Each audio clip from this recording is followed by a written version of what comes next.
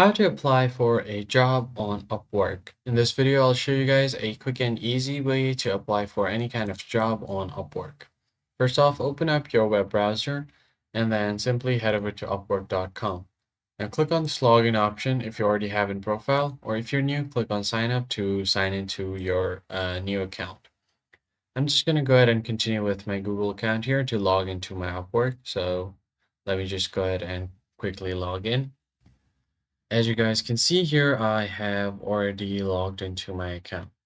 So what you're going to have to do next is click on the Find Work option at the top and then click on Find Work. Then it will show you jobs that you might like or something that you might have interested in.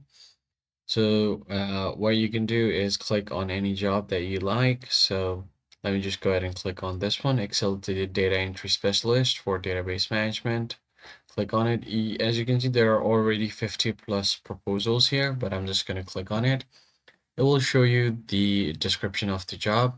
So you'll see what kind of job you're going to have to do, how much it's going to pay. As you can see, this is a fixed price, and this is the skill level required to do the job. So once you have done this and you're sure that you want to apply for the job, what you can do is go ahead and click on this connects option. So what you need to do is you need to have certain connects to apply for the job.